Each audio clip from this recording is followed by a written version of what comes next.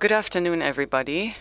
Thank you very much to Ms. Trashneer, the Commissioner of the State of Berlin, and Peter Kollmorgen, who co-organized this event. And thank you to both, because they are the ones that organized this beautiful hall in the famous Town Hall of Berlin. And we can freely breathe, not just in this huge hall, but also in a space that makes it possible to have governmental representatives and civil society actors get together and talk. Welcome, everybody, dear representatives of foundations and the Foreign Office, friends, colleagues, partner NGOs, long-year friends and partners, and dear staff of the DRA and dear members of the DRA. Dear guests, 30 years, in fact, from today's perspective, this is basically one generation. But politically speaking, it is at least 3, maybe even 5, depending on how often the government changes. It doesn't change often everywhere. And in Russia, it hasn't changed for 22 years. And the result of this, or as a result of this, we are getting together in a terrible moment today, in a moment that is dramatic and is nothing that we can celebrate. It basically deletes everything that we have been fighting for decades. And the inner understanding of no more war sort of got killed. That was actually the notion that the previous war that we experienced here in Berlin until the 8th of May 1945, that is. So that was the notion ever since. Killed people, destroyed cities, destroyed buildings, towns, countries that were attacked, nature that was destroyed. Many things have disappeared now. The security and also the trust and relationships and aspirations for the future and the power and energy. At the time, millions of people lost their lives, and nowadays, in the past weeks, tens of thousands of Ukrainians have lost their lives as well. And we cannot and we will not accept this. We will not tolerate this. This is a failure of the European idea at the end of the day. And it is just horrific to see how people in Ukraine are suffering. Let us do a minute of silence and commemorate those that have already lost their lives. Please get up for a minute.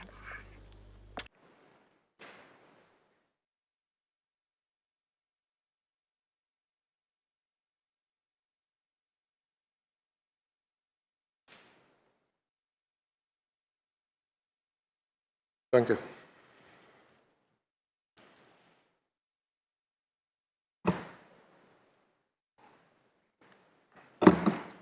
Dieser Krieg, this war is changing the European agenda fundamentally, instantaneously, immediately, without any delay. Today and now, it comes down to one thing, i.e., to put an end to this war, to force the war to end, and to then also put an end to what triggered it, the dictatorship in Russia, that is. and also the assistance in Belarus, and the imperial policy and the imperial philosophy that is behind it, which is not just prevailing and deeply embedded with the president of the Russian Federation and that he sort of let thrive. No, it is also many others that foster this, and it's not just the elite in Russia. And we have to face this, and we have to see this. And this is going to be a determinant for our agenda, but it doesn't make the agenda easier. When the DRA was founded in 1992, we were confronted with both small and big issues about exchange of humans, about encounters, about historical memories especially of the Second World War. And as so many things were happening in St. Petersburg at the time, they remembered the Leningrad blockade that took almost 3 years. And of course, it was also about understanding, about communication that makes it possible that even the German society that was bearing huge guilt at the time could search close neighborship, could make this neighborship thrive again and foster it. You will see a brief video interview that I conducted with Rudi Piefke, the founder and initiator of the DRA. And he will also briefly talk about this. And we will also listen to Stefanie Schiffer. She, at the time, set up the DRA in St. Petersburg. She is also here today. And she will also be on the panel. And Ms. Chesnia has already said it. It was a different time. Yeah, it was also a sea change, but it was freedom. It was about freedom. It was about getting and being independent. Yet it wasn't easy either. It was basically what we call the transformation. And the conference that is taking place here today and tomorrow focuses on this transition. And the transition dialogue is one of the networks that we set up. And it was about this transition period of the 1990s that was also traumatic because it implied losses and no protection, and partly also violence. At the time, there were also wars in Chechnya, in post-Yugoslavia, and elsewhere. It was not a time of pure joy and peace. But it was about getting and becoming independent, becoming able to act and make change happen. The DRA at the time, and this was long before I came there, co-developed civil society and civil society organizations. They said, we have to be there. Once you get and become able to act yourself, you can make change happen. And there was a resource center in St. Petersburg and Perm and in Novosibirsk and Volgograd, a model that we also revitalized in Ukraine at the time, and it was worth doing this. We set up centers for social partnerships in 5 Ukrainian cities, from Rivne to Donetsk. These were all cities that we knew at the time. We had friends and colleagues that were living there, and we were cooperating with them for years. Since 1997 and 98, the DRA has no longer been a bilateral organization, and this is now 25 years, mind you. My colleagues at the time, that is before me, worked in Belarus, in Ukraine, and also dealt with Poland, and of course they had partnerships there. And these things grew and became much more diverse and also multilateral. At the time, it was called post-Soviet, and if you understand Russia, then you will also understand Belarus and Ukraine. That was what people said at the time, and this is a belief that we have to abandon slowly. 30 years passed also in those countries. These countries have their own history. Their histories were very difficult as well. Many hurdles and barriers had to be overcome, but it is their history. And of course, historically speaking, they are still post-Soviet countries. But there was also a time before the Soviet Union, and there's also a time after the Soviet Union. Yes, and this, with the example of Georgia, when the war was waged in 2008. So we at the time said, we, in terms of our understanding, are no longer bilateral. Because in 2008, there was a war waged against Georgia. And at the time, the Russian Federation basically annexed territories of Georgia. And that is, or has never been solved. And our slogan ever since is for a European civil society. And it was our credo through all these years. And well, civil society is, of course, a huge notion. Sometimes it's also vague. It could also imply people that work for the government if they are active. It can also include journalists that are committed to fostering certain issues. And this also involves people who are not part of NGOs, yet are actors and very active. So it's a huge network of millions of actors. And the more there are, the better off a country and society. Many issues can be covered and discussed. We were often asked, why are you so widely positioned? Why do you cover so many topics? Environmental protection, inclusion, youth, education, and then international communication and organization. I mean, it is definitely the attempt to understand societies in their facets. It is about understanding where we have to act, where is it important to strengthen and empower a society, and how do we seek and find partners, and how can we forge alliances to make change happen together. The initiative for the Russian Civil Society Forum was founded in the DRA in 2009 in the context of a work group, and we convened this work group at a time in the context of the EU-Russia relations under President Medvedev. This was a brighter time, in fact. The civil society, or the EU-Russia Civil Society Forum, with the support of Stefanie, Barbara von Freitag, and myself, was founded, and then hundreds of other people joined this network. It is a huge cooperation and network today. Since 2018, we have no longer been a member of this network, but we contributed to its foundation. And we're happy that we fostered its development because it now is in its own power and developed multilateral power. So we had to convince multiple people in the last years. Become active, you can contribute to this, you know something, you want to do something, so do something. That has always been our credo. And while the Secretariat and the Civil Society Forum joined us, the war was already waging. And these parallels become forgotten. But since 2014, a war against Ukraine has been waged in eastern Ukraine, and expressively by the will of the Russian leadership. Yes, there were conflicts in the country. Yes, in the east there was stagnation. Yes, there were also different opinions in terms of what should happen after Maidan, but the war would have never broken out if secret services, if militaries, if evil politics pursued by the Russian Federation hadn't happened.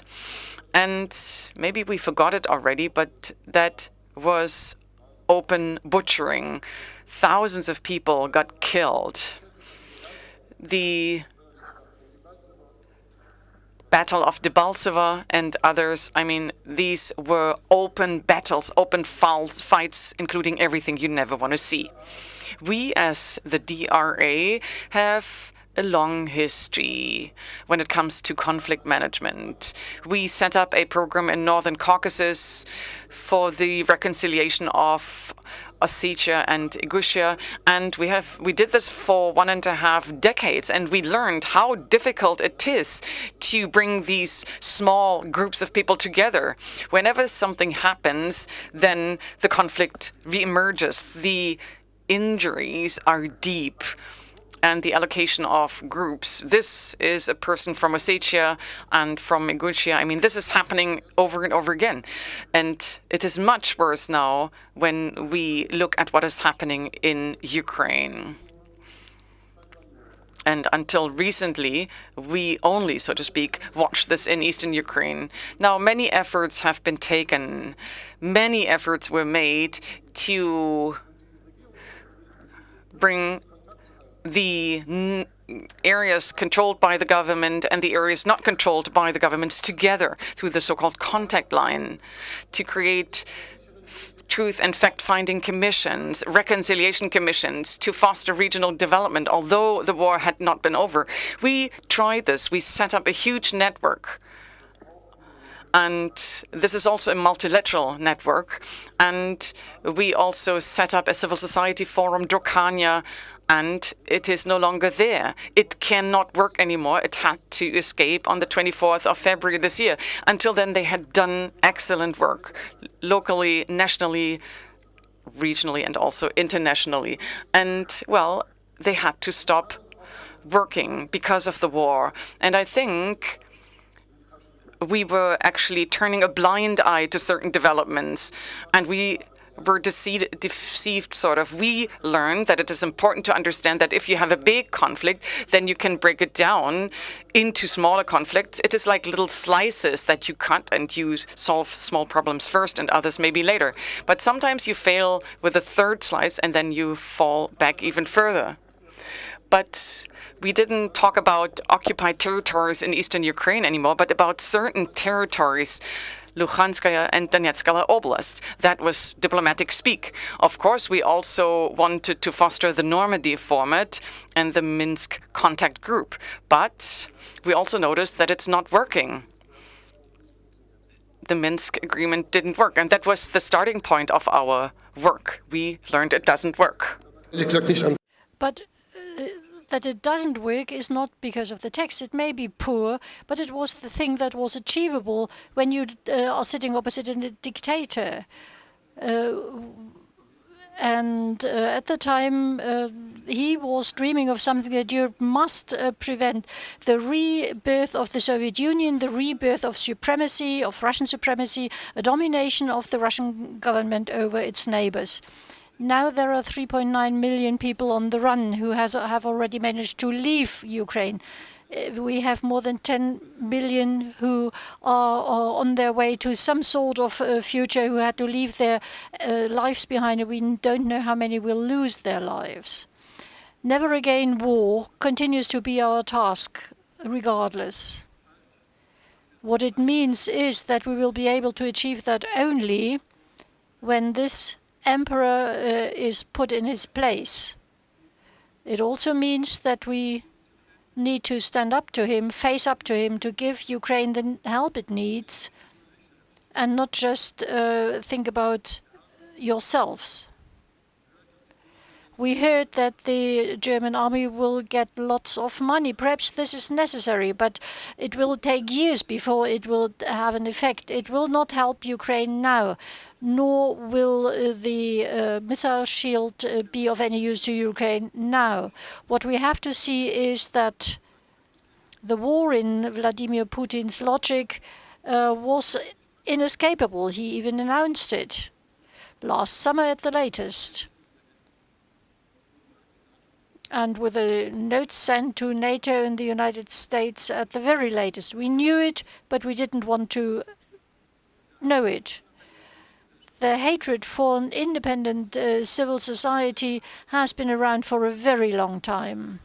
When I became the head of the DRA in 2006, we already had talk about the new NGO law, that there will be lots more controls, that the boards will have to be registered. I was naive at the time and said, well, we need to register the boards also. My colleagues there said, well, that's so that they know whom to arrest when the time is ripe. Then there was the agents law, the law against gender minorities. Then there was the law against unwanted foreign organizations. Ukrainian, Polish, Canadian, American organizations, most of them. And then in 2021, it struck us, the DRA as well, the Liberal President and the Forum of Russian-Speaking Europeans. They were targeted last May. No, they were not the only organizations. They were the ones that attracted attention. And at the time, the German government was slow to react. The European platform for democratic elections after the fall was prohibited, because that was interesting, because people wanted to vote, and a free vote are undesirable. So if we want to overcome war and imperialism, we need to return to the power of the law and to democracy. And also in Russian society, on all its levels, there must be general recognition that the Soviet Union is no longer there and that this is good, and it's about the internal development of the country now. Our task now is to resist, to stand together and to resist developments. This is not just taking in refugees, although it is heartwarming to see what people do here, what the local communities do, and also what is done here in Berlin. What is even more impressive is to see how it happens in Poland, in Slovakia, in Moldova, in Hungary. So we can only be grateful to these countries for doing what they do. And we need to acknowledge that they may be stressed out under the burden. 40%, the population of Warsaw has gone up by 40%. Just imagine that.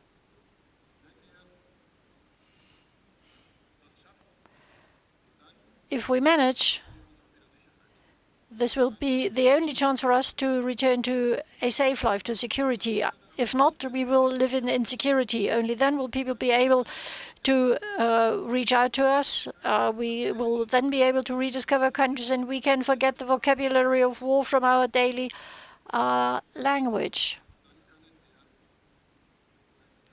And only if we manage all that, we will be able to regain the peace. What it means is that we must not admit the recolonialization of Ukraine or any other country. We must not accept limited sovereignty. This is not up to us to decide that. If the Ukrainians decide for themselves whatever they want, then it's their own affair. We must overcome fear, and we must fight back. I refused military service out of conviction, but I'm saying now this is no longer acceptable. You won't win anything. This is quite a painful insight for me. I don't know where things go, but when there's naked force demonstrated, you cannot say, well, I'm against it. However, we have to return to what we wanted to do in 1992. Establishing contacts, organizing meetings, working together on specific issues. All that is necessary if we want to discover one another, if we want to exchange views, if we want to make progress together to build a truly modern and sustainable society. We want that society to be democratic. We want the power to be controlled. The government must accept that it may also lose out occasionally, must stand up in trial and be answerable. For us as the DRA, it's also an issue as to what we do. How do we prepare ourselves? Who are we? Are we the German-Russian exchange? Quite honestly speaking, we have not been exactly that for many years. We stand for a European civil society.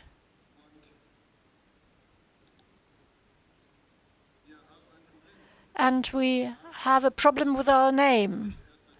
And not only since the war broke out, but we have had this problem for many years. And our partners as well. Living and working in so many different countries. And they are active in all sorts of countries except Russia, but also in Russia people wonder, what is that name all about? You do not just that, you do much more. The DRA is working on a permanent basis in more than 20 countries. And it has partners between France and Kyrgyzstan. This is great because it provides us with a broad-based network and a lot of insights, well-based knowledge about many different things, and we see also the countries that are situated on the periphery, not just our neighbors, our direct neighbors. Perhaps before the end of the year, the DRA will rename itself.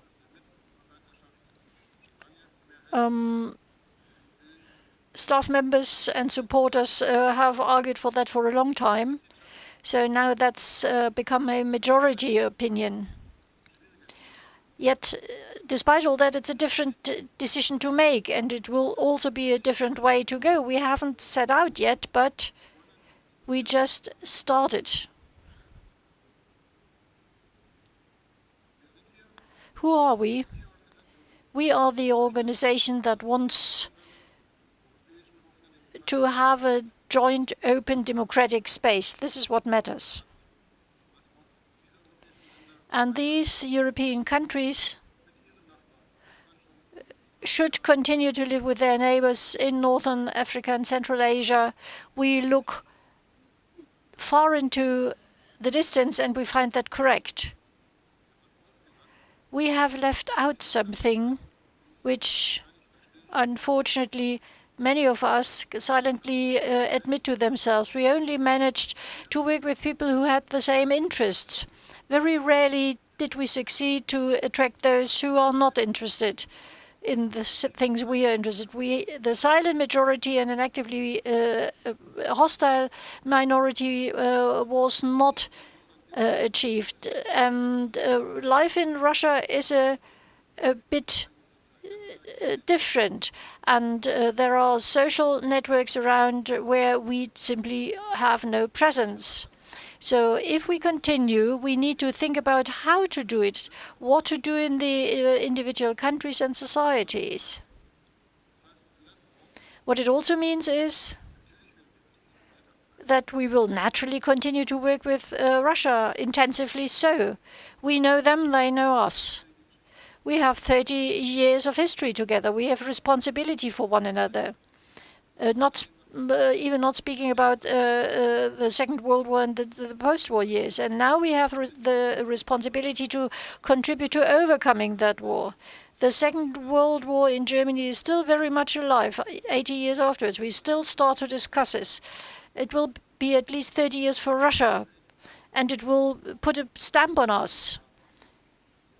If Russia's neighbors are to have their own lives, we must not stop. We must not admit that they are threatened by an all-powerful neighbor. We will not hide. We will enter into new alliances. We will fight for peace.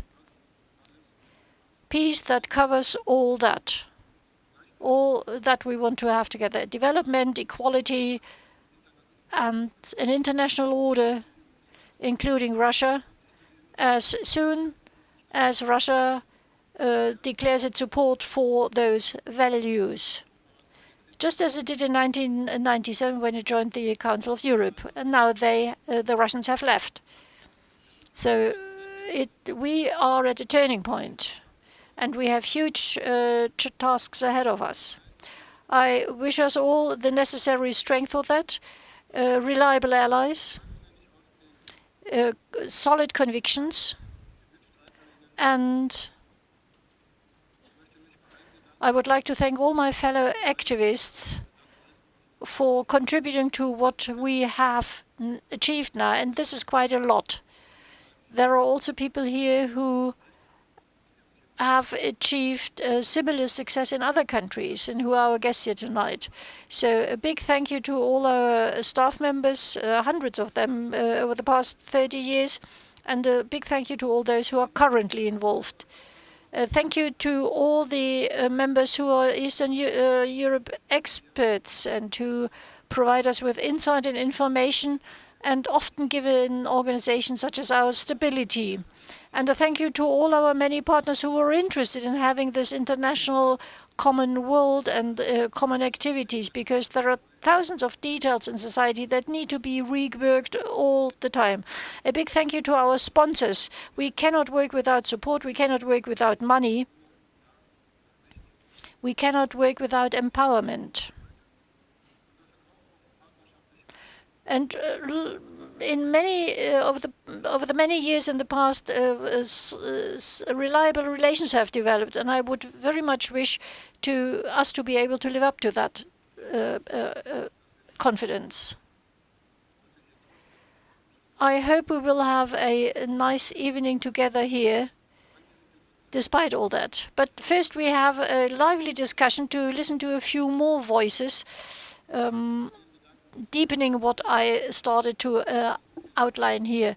Thank you to Anastasia Shuravleva and Sarah for Martin Lussan and Nova Korte and Alexander Formosov and many others who supported us. Thank you to Alex Film for doing the films here, and thank you to the Senate, and it's great to be here.